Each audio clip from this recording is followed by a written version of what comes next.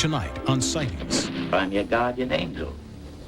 I wouldn't be a bit surprised. Whether you believe in angels or not, you'll be surprised by these amazing real-life encounters. Whatever it was, it must have been some sort of miracle. Then, our team of ghost investigators hunts for the sinister force haunting this Kentucky music hall, plus astrological predictions for the new year.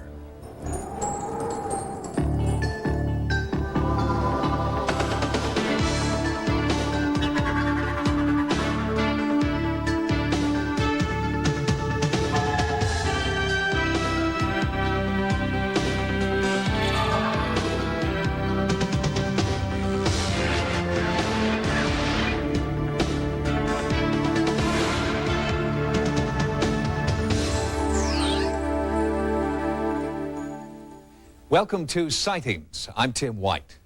It is considered to be the most haunted place in Kentucky, a country music club called Music World that's been plagued by supernatural activity. Why Music World? Well, some believe it's because the club was built on a site where gruesome murder occurred. And because the murder was rumored to be part of a satanic ritual, the area has been dubbed Hell's Gate. This building on the site known as Hell's Gate was built more than 100 years ago and now houses Bobby Mackey's Music World, a country western bar and dance club in Wilder, Kentucky. The patrons here come for a good time, oblivious to the building's evil past. They do not know that once this was a slaughterhouse and later a place where, some say, satanic rituals and murder occurred. Satanic worshipers went there at night to worship and praise the devil due to the blood that was spilled there from the dead animals. Their blood was poured into a well. The well is known as Hell's Gate. The slaughterhouse, closed since 1938, and the bloody well, now sealed, are just two examples of the evil that has plagued this site since the 19th century. In 1896, a girl named Pearl Bryant was beheaded somewhere in that area. Two men, Alonzo Walling and Scott Jackson, were arrested for that crime. People still today talk about Alonzo Walling and Scott Jackson refusing to tell the whereabouts of Pearl's head while they had the nooses around their neck. The judge had offered them a life sentence opposed to death if they would tell the whereabouts of her head. They refused. The rumors that have abounded here for years is simply that these two men were satanic worshipers and her head was given as a sacrifice, a blood sacrifice to the devil. And they would rather die than suffer Satan's wrath. Newspaper accounts reveal that Pearl had been 5 months pregnant and that the father was one of her killers. Today, several witnesses claim that the headless woman and her two murderers still haunt Music World. I felt something was trying to get me out of here. And there was always a voice saying, get out, get out. Many people have sworn they've seen the form of a headless girl floating through the nightclub, moving through the crowd when the band's up on the stage playing. I came in here one night, and when it was closing time and the jukebox was unplugged, it was playing the anniversary waltz. I won't come in here unless I have to by myself, because this is a very dark, eerie, weird feeling building. Sightings recently conducted a detailed investigation with paranormal experts Dr. William Roll and Dr. Dean Radin. They brought equipment designed to sense and measure the presence of abnormal energy at the site. It's not only brains or minds that hold memories. Physical space also holds something like memories or traces. This is something that I don't think can be explained away in terms of simpler theories, can't be explained away in terms of magnetic fields or radiation. I think that it's something of a genuine parapsychological nature. Sightings also brought in noted psychic Echo Bodine, who had no previous knowledge about Hell's Gate or Music World. As soon as she walked into the building, Echo had strong psychic impressions. There's a psychic image of a lot of blood in this room. A lot of blood, a lot of hatred. There's an image of a man and a woman downstairs. Again, a man with dark hair and a woman who's afraid. He knows what he's doing. He's been here long enough. The feeling is that he tries to scare people, especially women. It seems like he doesn't like women messing with his property. There's definitely an energy here that does not want me to do any of this, all right? I mean, it's really strong. When our experts sat down to compare notes with some of the witnesses at Music World, an alarming discovery was made. Pearl and her murderers may not be the only spirits haunting this establishment. Our team discovered that there are others who met with violent death here. There's been definitely violent death in this place, and sad death. I kept hearing voices crying about the broken dreams of this place. The psychic's impressions of broken dreams may refer to star-crossed lovers who reportedly met here in the 1930s.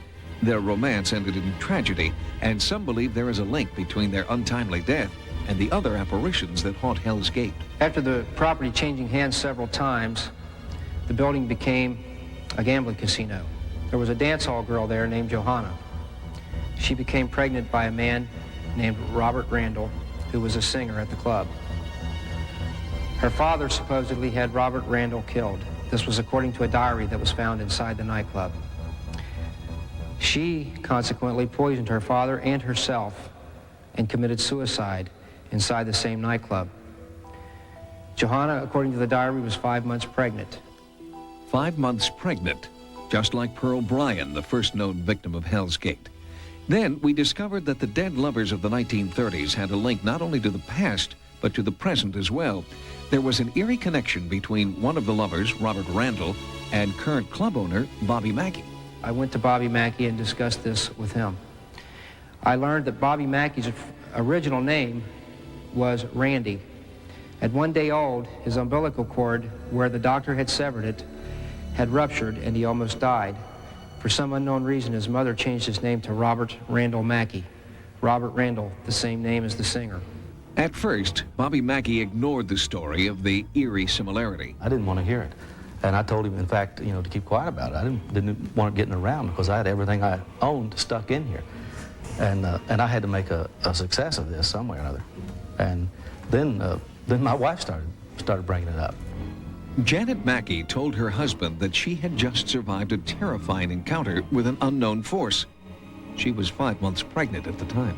Something had grabbed me around the waist. It seemed like it was trying to attack my child. Okay. And it picked me up and threw me back down. Then when that happened, something grabbed my head and was kind of forcing me down. I got away from him, and when I got to the top of the stairs, there was pressure behind me, pushing me down the steps. And when I looked back up, the voice was screaming, "Get out, get out." Janet's frightening paranormal encounter triggered an early labor, but miraculously the baby survived. Considering the string of evil deeds connected to this site and the well that still lies buried beneath it, was Janet's experience a warning? Are the Mackeys the next link in a chain of tragedy at this site? With a thriving business and a healthy child, Bobby Mackey refuses to believe that his family is a target of Hell's Gate. I don't believe such things could happen. I've never experienced anything in this building that would make me believe there's a ghost. Bobby Mackey claims that he does not believe that Music World or the well is haunted. But beginning in April of 1993, Mackey will fill in the well, demolish Music World, and rebuild it on property that he's just purchased, property that's only 100 feet south of the original Music World site. Coming up next, I'm your guardian angel. people who claim they've had amazing real-life encounters with angels. Whatever it was, it must have been some sort of miracle. Do you believe in angels? Do you think a guardian angel has saved you from harm? Well, according to recent Gallup polls, half of all Americans and 3/4 of all teenagers believe in the existence of angels. Of those who claim to have seen an angel, 50% believe that what they saw was a guardian angel who had come to save their life. Why'd you want to save me? That's what I was sent down for. I'm your guardian angel. I wouldn't be a bit surprised. In the classic film, It's a Wonderful Life, Jimmy Stewart plays George Bailey, a man who is prevented from taking his own life by Clarence, his own guardian angel. I don't know whether I like it very much being seen around with an angel without any wings. Oh, I've got to earn them. And you'll help me, won't you? Sure. How?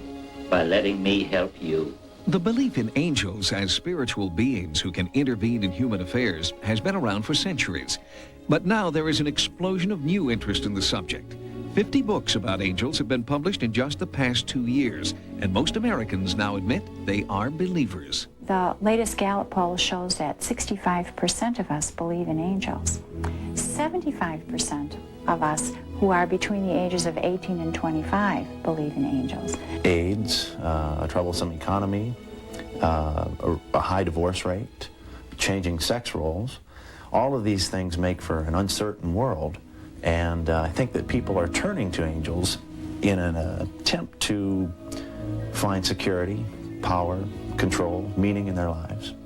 While some people actively search, others believe their guardian angel appeared in a moment of need. First thing I remember about falling was I looked to the side. I didn't think I was falling as fast as I should be, and so I looked down for the ground, and I was trying to turn over, and I heard a voice, and she was saying, "Don't look down, don't look down," and there was a girl that was about where my waist was, and she was in an upright position. She had a long white nightgown on, and she had long flowing hair. She said, "Don't look down, you'll get hurt. Look at me, you'll be okay." He doesn't remember the impact. He remembers laying on the ground and feeling very peaceful, and until somebody picked him up, and then his shoulder hurt.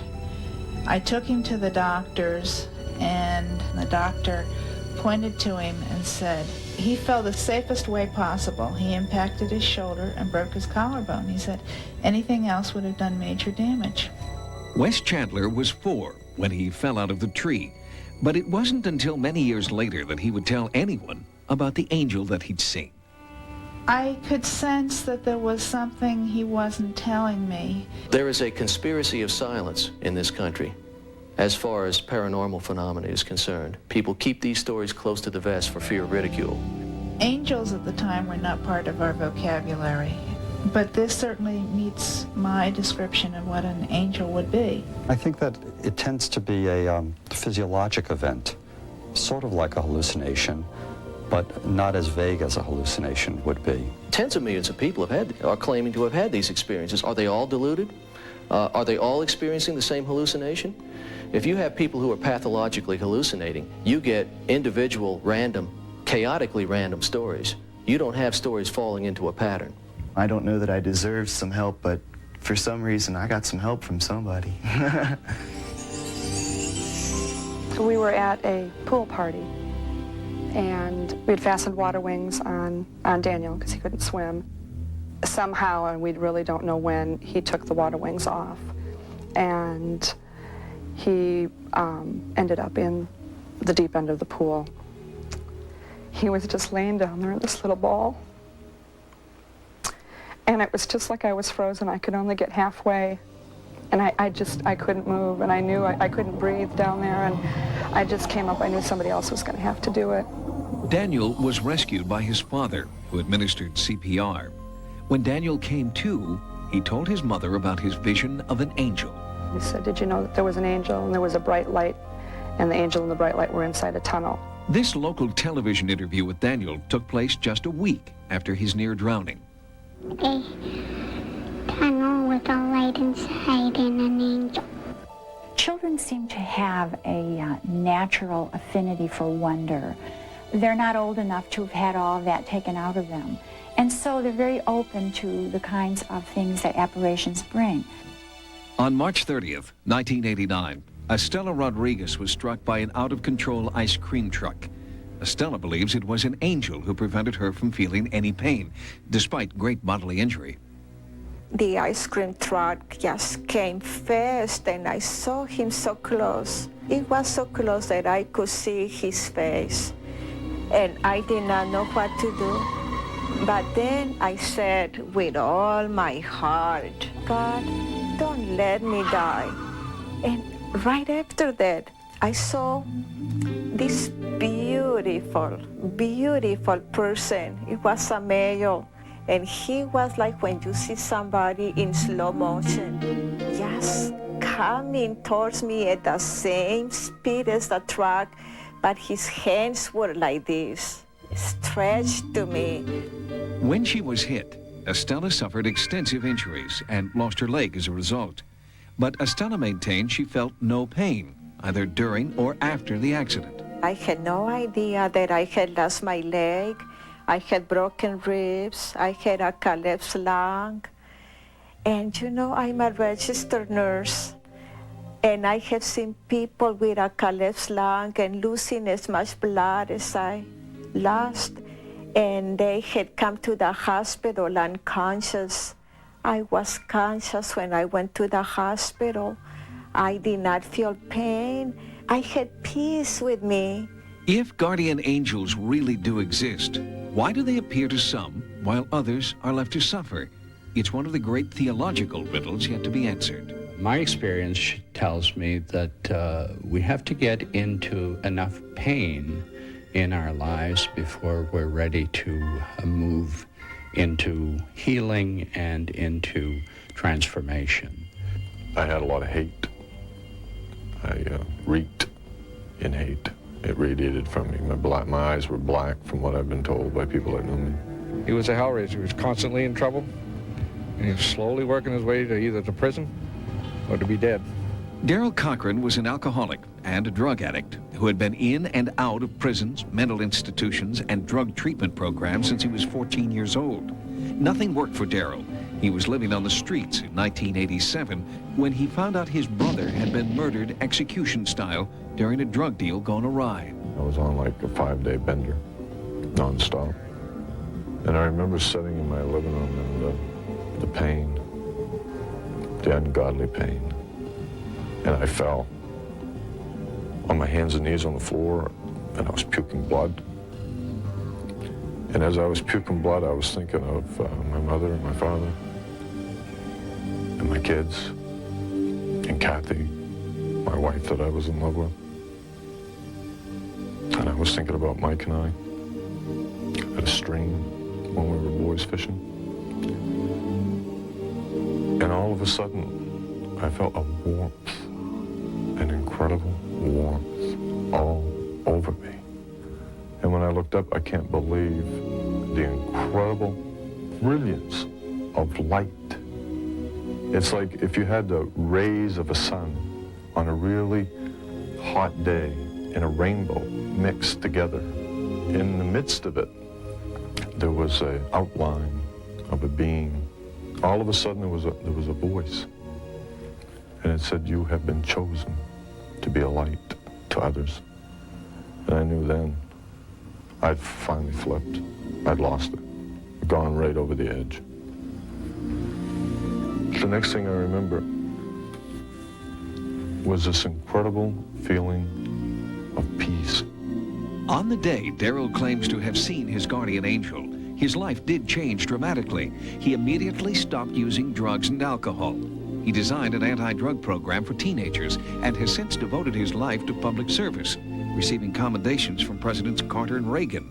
Did an angel turn Daryl's life around? Whatever it was, it must have been some sort of miracle. Daryl believes that his guardian angel or a guardian angel appeared to him and with some sort of communication from the angel induced a transformation. This silhouette in this brilliance of light, it was like a being that was just outlined, glowing, that said to me, "You have been chosen." Me, a drunk guy, I've been chosen. I have a guardian angel in my life, and it goes before me, behind me, beside me, and prepares everything ahead for me. For those who believe they've been touched by an encounter with angels, no other evidence is necessary.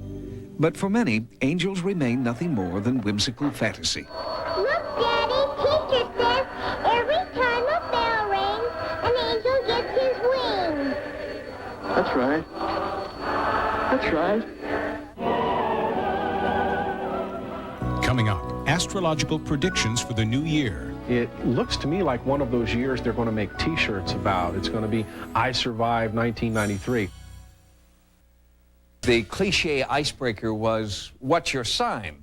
And since then, astrology has gotten a reputation for being a questionable fringe science. But there are people who take it very seriously and have compelling evidence that the stars and planets can affect our lives. Perhaps it's just a sign of the times, but interest in astrology is greater today than at any time in this century. Psychic astrologer Richard Nolly has been conducting personal consultations for the past 20 years, and his clients, numbering in the thousands, believe in his predictive abilities. Genuine astrology is based on calculations of the exact positions of not only the sun, but also the moon and all of the known planets at the exact moment that you came into this world, the exact time, date, and place of your birth. And you end up with a map that is as uniquely individual as your own fingerprints. Astrology offers them, through this paradox of looking out into space, a way of finding out who they are inside, and that's why people have come to it so strongly. Nolly uses computer technology to improve his speed and accuracy, but he believes that it is his psychic powers that set his predictions apart. Successful astrologers always rely on their psychic intuition as an aid to reading a chart. Nolly claims a successful prediction rate of 80%, including 2 major earthquakes and the outbreak of the Gulf War. So sightings ask for his predictions for 1993. We're going to have another major seismic upheaval, probably California. The economy is not going to get back on track real fast. Within 18 months, Castro is history. It looks to me like one of those years they're going to make T-shirts about. It's going to be, I Survived 1993. Is this view of 1993 shared by others? Sightings is assembling a panel of expert astrologers and psychics. We'll bring you their predictions on an upcoming edition of Sightings. If you've experienced what you believe to be paranormal activity, or if you have a specific prediction for the coming year, we'd like to know about it. To report your sightings or prediction, call 1-900-740-SIGHT. Each call 75 cents a minute. Average call lasts 2 minutes, and you must be 18 years or older. Again, the sightings hotline is 1-900-740-7483. On the next Sightings, have our shuttle astronauts captured photographic proof of real Star Wars between extraterrestrials and our military? Then, what are the bizarre balls of light over Marfa, Texas? We investigate on the next Sightings. Join us next time for new investigations into the unexplained. For Sightings, I'm Tim White.